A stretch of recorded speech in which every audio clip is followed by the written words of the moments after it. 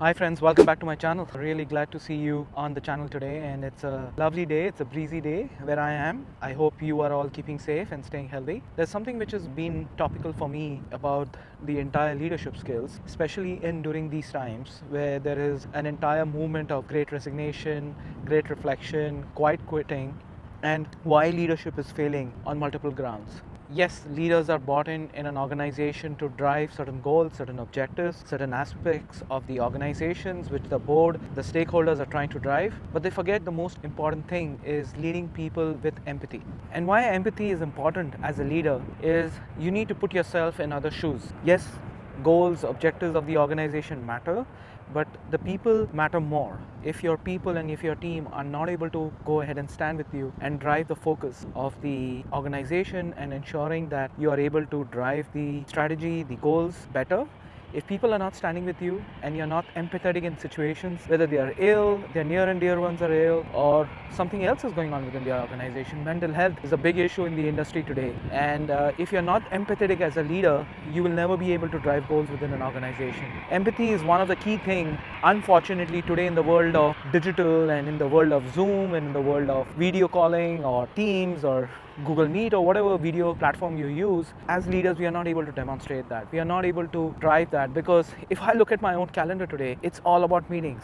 Earlier when we were in the office, we were able to have a conversation over water coolers, over coffee, impromptu meet with people, understand what's going on in their life, apart from work, have banters, have jokes, but you can't do that over video calls. And unfortunately for many leaders, and I empathize with them, they are just back to back. There are many calls just going back to back, and it's difficult to strike a conversation or invoke a conversation which you can actually start off, because each meeting has an agenda, each meeting has a stipulated time, each meeting has a certain objective to meet at the end of it, and as leaders we need to get our jobs done. So a couple of thoughts I've been thinking about, and I've started practicing that. Sorry, I'm here at the airport and you can hear a lot of background noise with planes flying. So how do you practice empathy? How do you practice the drive to bring that same water cooler conversation and have informal conversations? And this is something which I've started focusing on as a leader. The first piece which I have really started focusing on is have a dedicated time every week with my direct for 30 minutes, 45 minutes. And when I start the conversations, yes, there are certain objectives, but for the first 15 to 20 minutes,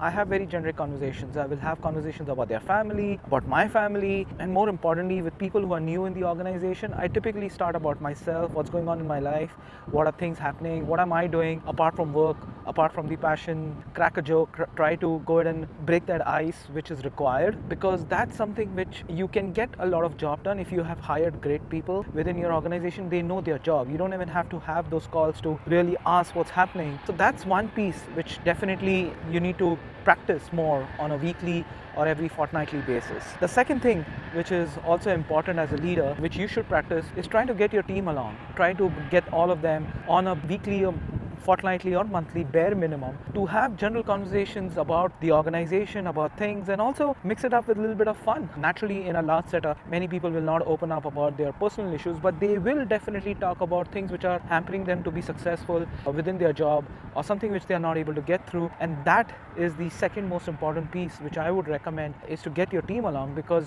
apart from having one-on-one conversation, it is important that you bring your team together. The third thing, which is often true, use a third person or a different person to go ahead and reach out to your team and have a conversation. This can be an HR within the organization, this can be an external coach, or a friend whom you feel will be able to add value or able to have that candid conversation, who may be peer or not a peer within the industry with your teams, to understand what do they feel, what's going right, what's going wrong within the organization. You as a leader, where are you succeeding, where are you failing?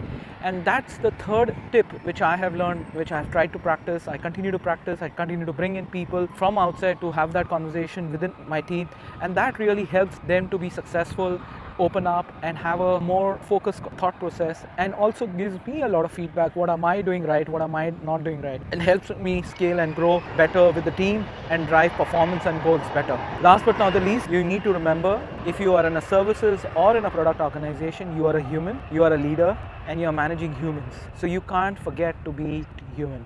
And that's the last bit which I would like to share, which many of us in our day-to-day forget, that we treat our people as robots or teams which are not scalable, and that doesn't really help. So those are my thoughts for my fellow leaders. If you have any other perspectives on empathy as a topic, please do share your comments and feedback, and I look forward to having you on my future videos. Take care, stay safe, be blessed.